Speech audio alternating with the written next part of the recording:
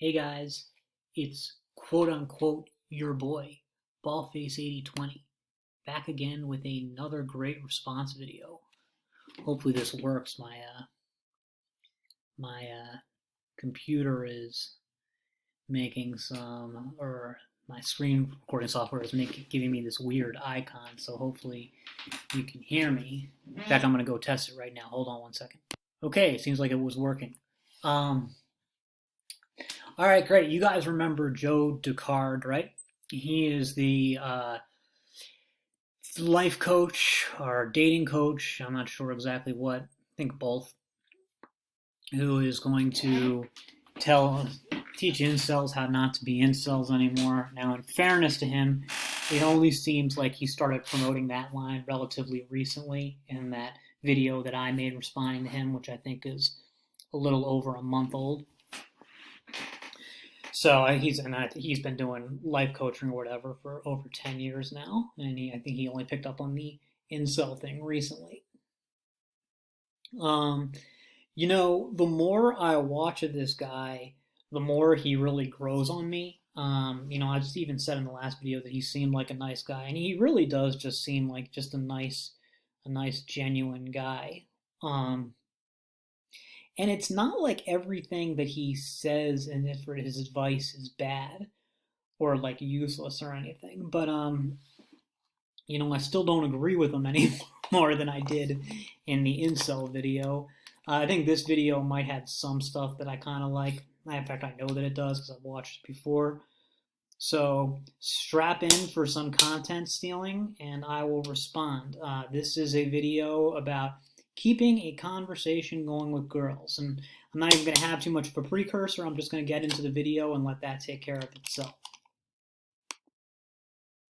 When you're in a conversation with a woman, it becomes very easy to get caught up in your own thoughts in your head and think, what's the perfect thing to say? What do I do here? And you wind up running out of things to say over, analysis of paralysis and all that type of stuff. So what I want to do for you here.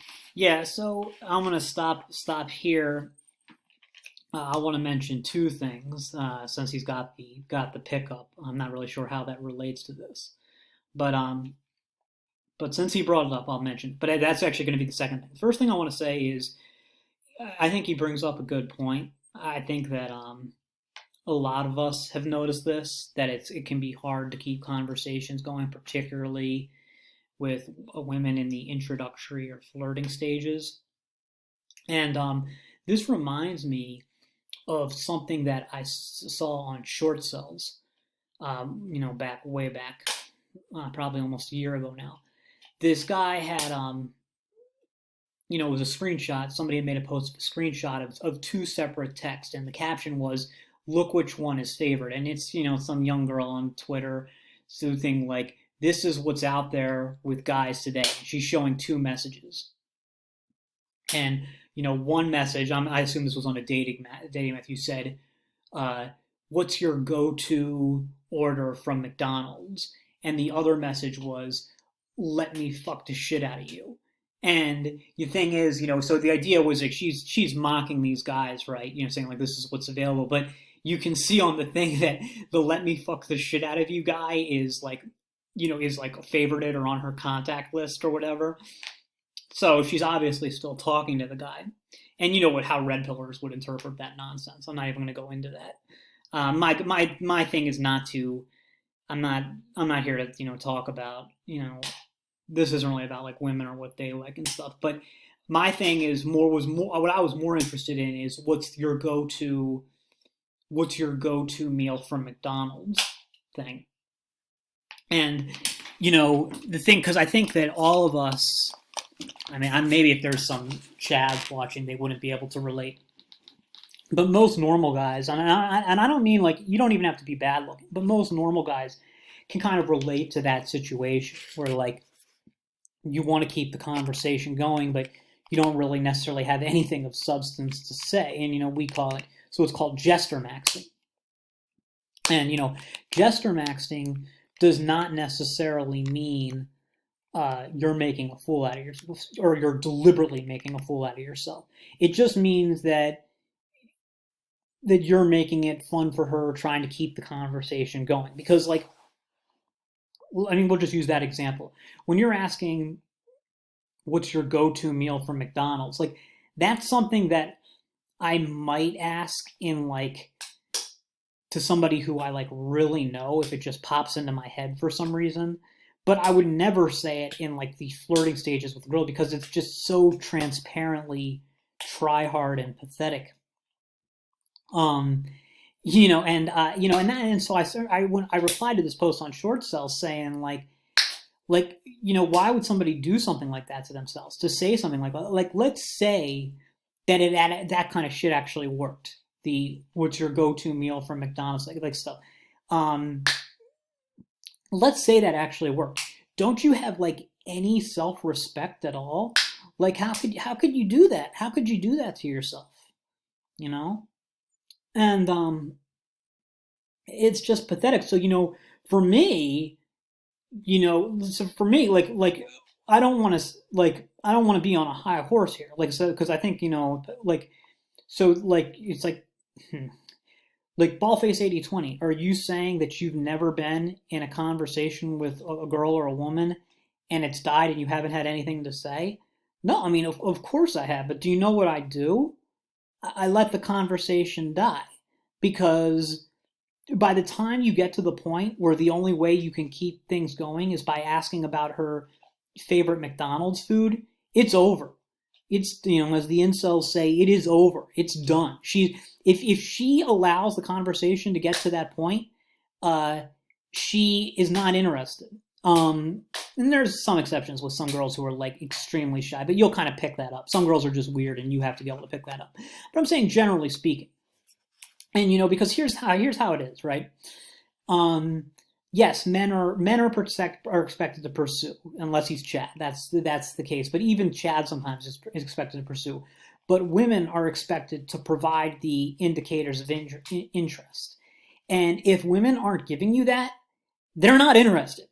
And if they're not interested, why are you bothering them? So, I mean, at least if you're not going to get her anyway, at least save your self-respect, right? Okay, now, even though this is off topic, he brought it up by showing his picture because it's something that I've been thinking about. Again, I want to say that I like this fella. I really do. I think he really just seems like a nice guy. I would like to, talk to him and get to know him. But I can't not criticize. And what I see are real problems because I like his worldview is like almost the complete opposite of mine. At least when it comes to black pill related stuff. But I think this picture is in visuals like really really sees like a lot of what my problem with him, and particularly my problem with his aesthetic.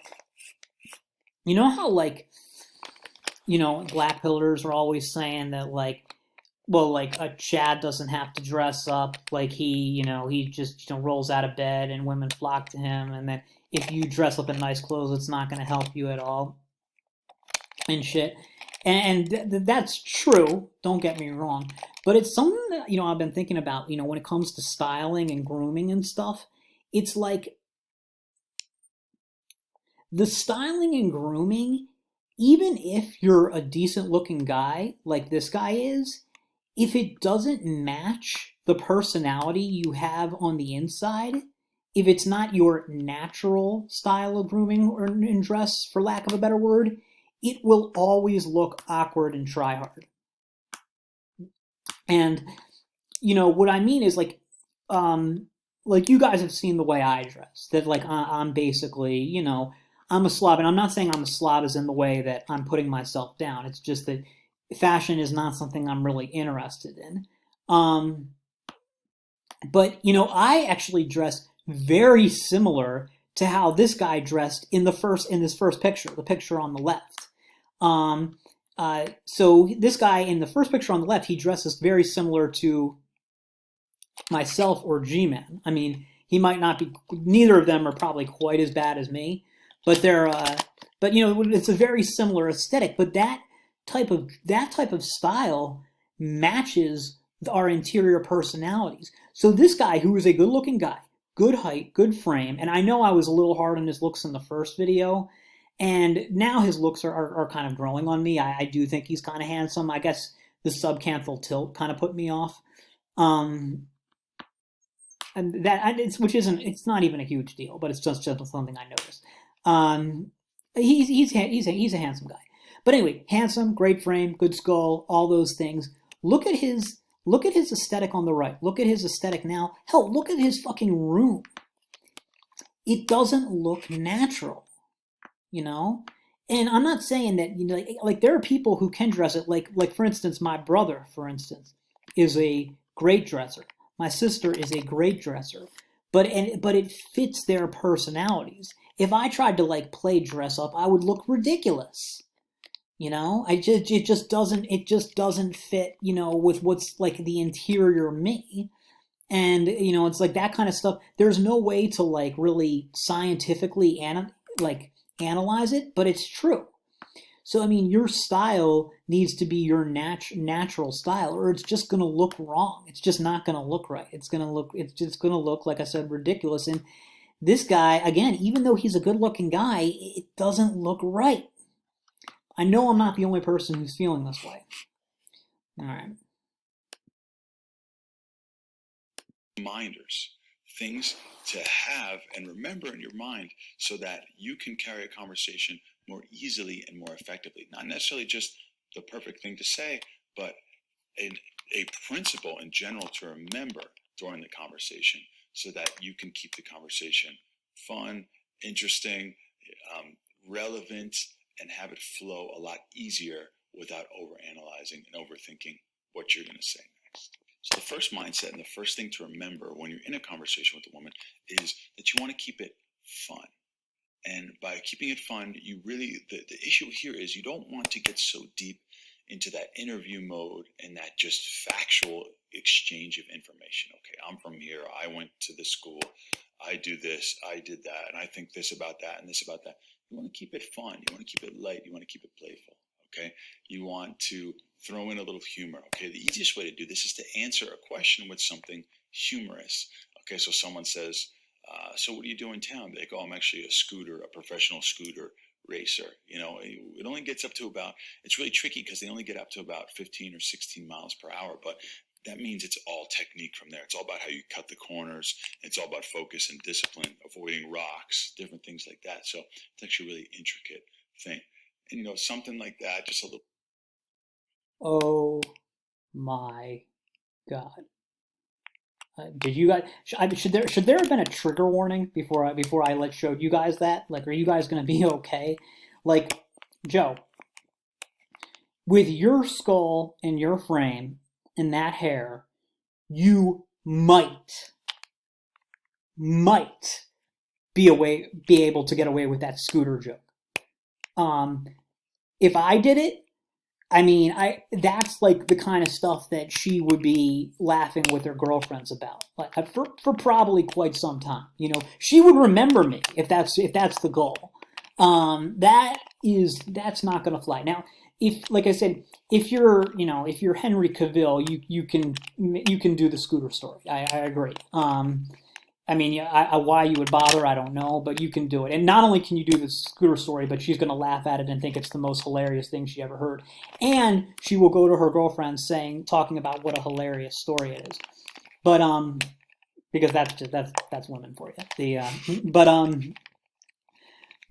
Me, can I say that? Can I do that? No. And Joe, you're a good-looking guy. I'm not sure you can get away with it. I mean, for some you will, but I don't know. I'm not like, I mean, if the story is so bad, you may need to be Henry Cavill level. This is pure jester maxing. No, don't do that, guys. Don't do that. I mean, I don't like to give advice because it depends on depends on your situation. But here I'm going to make an exception and give you some advice. Do you look like Henry Cavill? If the answer is no, don't do the scooter story, okay? Don't do anything like that. Really stay away from this type of overt jester maxing. It's got to be relevant to your personality. If you're somebody who's like a Jerry Seinfeld type who can naturally do something kind of sarcastic and something, now the girl may not like it, and like I don't find Jerry Seinfeld's asides funny at all. But well, at least not most of the time. But some might, and if it's, I mean, you might as well just be honest and like your personality. I mean, just your goal isn't to please everybody. But if it's not natural, like if for instance, if you're the type of person who thinks that the scooter story is funny, then humor is not really your game. That's not how you're gonna get girls. So you need to. I think you maybe better just kind of sticking with the basics. You don't have to be super serious or anything, but don't try to force something that isn't natural for you, or you're gonna be doing jokes just like that. All right, let's go on. A little joke, a little humor, something to kind of break up the conversation a bit, to keep things fun, to keep things interesting, will be super, super effective, and something just to remember, because you'll get caught up in a conversation that gets so stale and so boring. And one thing my buddy used to say back in the day is that, you'll start a conversation, a woman will now ask you questions, and you'll answer, she'll answer, and it'll get really boring, and she'll blame it on you. Okay, it's your job to make the conversation fun and interesting. Now, obviously, you need. Well, yeah, and there's a couple reasons for that, right? I mean, one is the thing is, the fact is, if you're not Chad, she is the prize. That's biology. That's how it goes. There's, she's got, regardless of what she looks like, pretty much unlimited options. And if you're not, like I said, if she's not super physically attracted to you or super attracted to your status, if you aren't entertaining her, what good are you? So it's natural. Another thing is, and I don't want to go like too, what this channel is not supposed to be is about misogyny, but sometimes things that may seem misogynist are kind of true, and that is young, attractive women, not always, but are generally not very interesting, like at all. Like there's exceptions, but they're usually not very interesting. So it's gonna be just on you as a guy who's presumably more interesting than her to provide the interest in the conversation. That's just how it goes. So I'm not. Well, I guess I didn't even really understand what point he's trying to make. Maybe he'll explain that further now. Need a dance partner too, so they have to participate as well. But you can control only what you can control. And with that being said, you want to control the conversation by bringing in some fun, bringing in some humor, making some jokes about things that are going. Sure, if that's your game, if that's where your talents are, not everybody's really funny, and your humor may not work on each person. Like I consider myself hilarious, but not everybody finds me funny, and there's lots of girls who don't find me funny.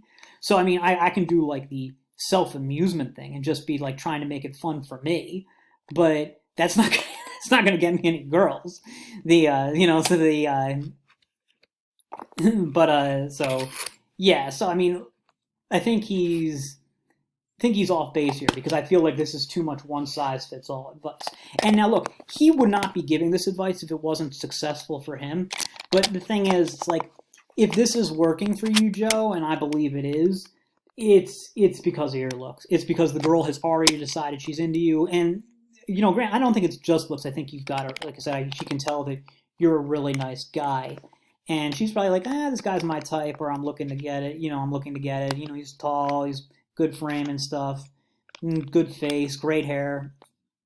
And she's into you, and once she's into you, those stupid stories are going to feel funny. Like, I mean, hell, I can even think from my perspective as a guy, like when I was back in middle school and shit, or high school, probably not, but at least in middle school, like if I had like a pretty girl say something to me that wasn't funny at all or wasn't interesting at all, I know this has happened.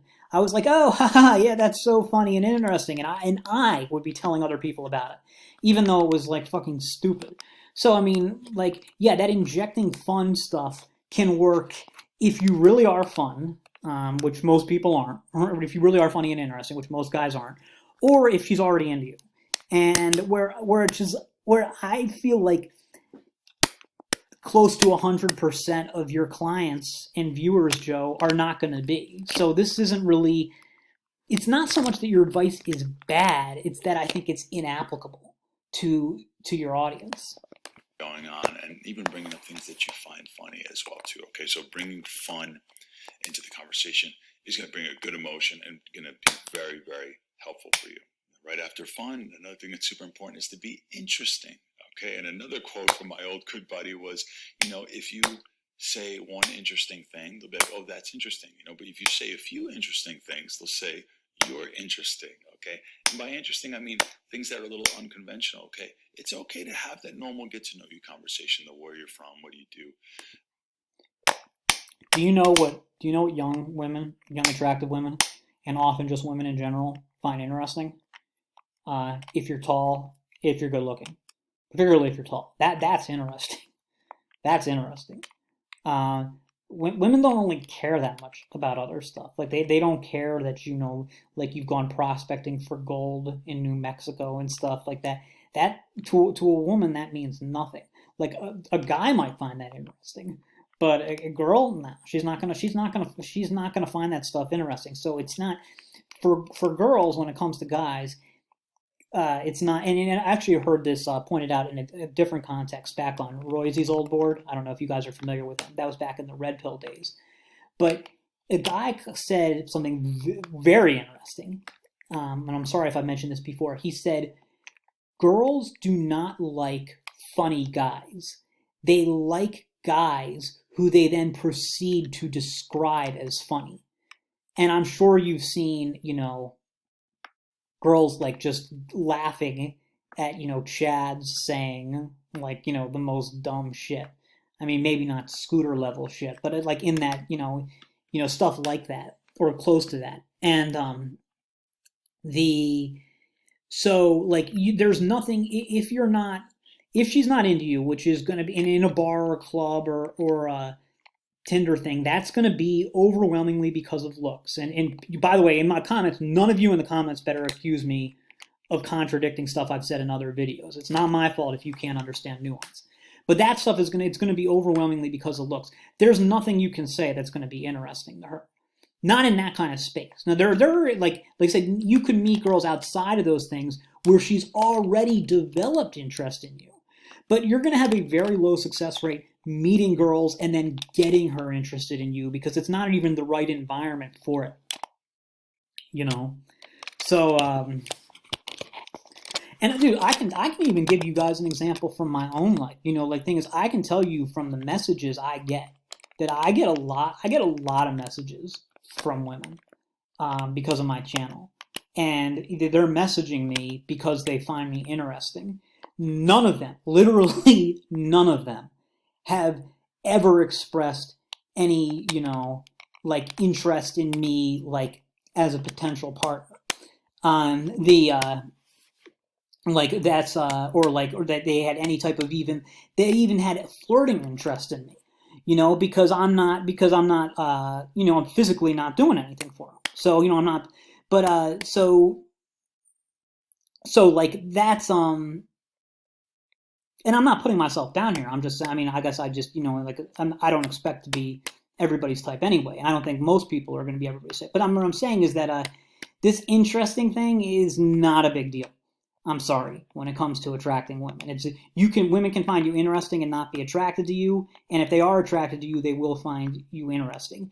Don't confuse causation with correlation or correlation with causation. What brought you to town, all that type of stuff. That's okay, that's going to come up. But you want to add in some more interesting things, okay? Don't just say that I'm from the East Coast. Paint the picture of the East Coast. Paint the picture. That was kind of funny. Of where you're from. Paint the story about how you got here, okay? For example, me and my good buddy who I go out with, when they say, how do you meet? I don't just say, oh, we met through mutual friends. I tell this cool story about how we met. And people always say, oh, I love that story. That was so interesting, right? Because, I just found that he was a certain type of person that I wanted to align with. And I wound up, approaching him when we were out. And then we wound up spending some time together and finding that we had so many things in common. We have this beautiful relationship, right? So I tell this interesting story, right? You can tell an interesting story about why you moved to the city that you live in. You could tell a very interesting story about how you got into the work that you're into. You can tell a very interesting story about your friend or how you guys became friends. became friends. You want to take some time, even before you have these conversations. Yeah, I'm bored just thinking about that. Let's skip ahead. Do something a little unconventional. Get off the Netflix and get off the Instagram and go do something that's a little outside the box and interesting. Oh, he's saying if you're not interesting, do something interesting. Yeah, girls aren't going to care. They're not going to care. I'll skip ahead again. Sorry, this is going longer than I expected. Something like that, and you could throw all that fun stuff in there, but and you could play a little hard to get to, you know, and be a little mysterious and break things up and be fun and you know, get someone more interested in you by maybe. You know, the mysterious thing is not total cope. I mean, I'm not recommending you guys go out and try it, but I do think a little bit of mystery does kind of intrigue women. So, I don't know. Maybe holding back a little information. Oh, we'll talk about that later. Or, you know, if you give me $20, I'll tell you that story or something like that. Just like a little joking thing. So you can incorporate that fun in there. But in general, probably the best, heaviest amount of your conversation should be invested in actually being curious and getting to know the other person. You know, like they said, that quote in Pulp. You want to get to know a young, attractive girl? Why? I mean, they're pretty much all the same. Again, you know, I'm not trying to be a hater here, but I'm trying to think of like where you meet them. Like, this is like I'm not sure like where this advice applies. Like, this is horrible advice for a club or a bar or some girl you're meeting on online dating. They're all going to be the same. If you've met one of them, you've met them all. There's not too much else to say. Now, if it's a girl who you've met in another situation, then sure. But presumably then you aren't even necessarily flirting. You guys are just talking and getting to know each other in a different context. And in which case, I hope to God you don't need to know to ask questions and learn about them, or you've got some, you know, social problems that, you know, you may need to work on that go way beyond flirting or anything like this. But no, do you want to go and like ask questions and learn stuff about some girl in a club or some girl you met on Tinder? No, because there's nothing to learn. She's the same as every other girl. I mean, she's got the same Insta. Got the same interests. She likes the same TV shows, the same style. She values the same things.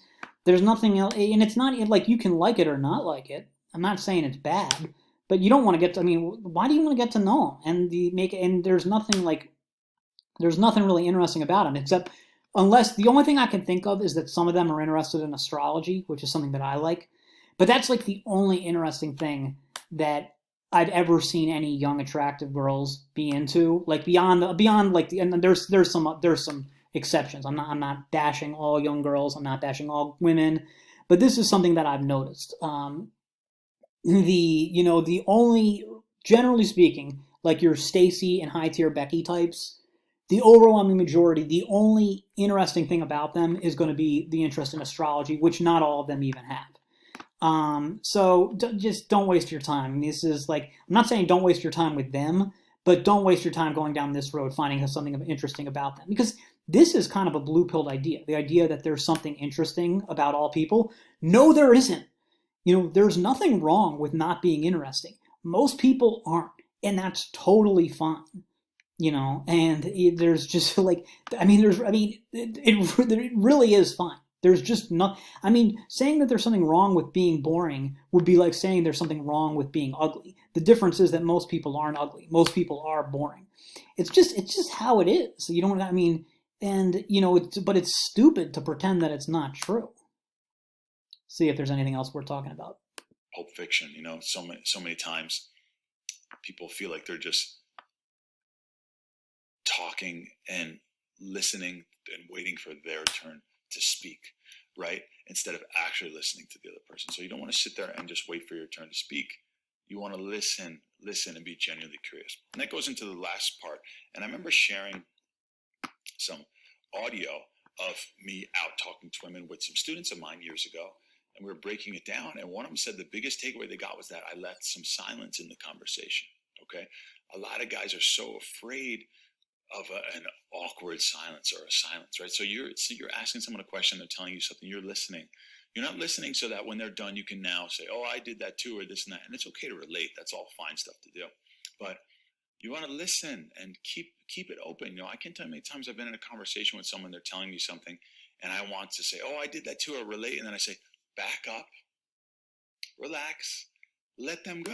Save some of your energy, but Sorry about that, guys. I cut that off for a bit. But anyway, wow, that was great advice. And that's why, I think it's worth, because this guy could just get on here and just spout like blue pill or red pill garbage. But, but some of the stuff, I mean, through his journey of discovery and coaching or whatever, he seems like he's learned some stuff because that is phenomenal advice. I can relate this to my own experience in sales. Like I have social anxiety. And so I tend to get very nervous, like when I talk, and that just feeds into my instinct to do exactly what he said. Like I'll be talking to a prospect and they'll start saying that and be like, "Oh yeah, I was just talking to a prospect who mentioned the same thing," because I get like kind of excited and stuff, and which is like, and if you see me like when I'm talking to my family members and stuff, it's like I'm a completely different person because I have no anxiety with them. So I'm able to just kind of sit back and listen to what they're saying and be like, "Oh yeah, yeah, no, I know what you mean," stuff like that, like that. And so I think that he makes a great point. Like I mean, there's going to be silences in conversations. It can be uncomfortable if it's somebody who you don't know well. For most people, and I think that's really good advice to know what's going to happen. Don't be afraid of it and allow it. Just I mean, and often and especially like I can tell you in sales, this is super the case that like if you don't say anything, they will often just fill it in. So like I don't be afraid of the pauses. So I'm actually going to be more mindful of that, and it makes me happy that I watched this video. I guess I always kind of knew it, but I maybe maybe haven't been quite as conscious of it. So good advice from Joe here. So yeah, I think we touched on some good stuff here. That's all for now, and I will see you in the next.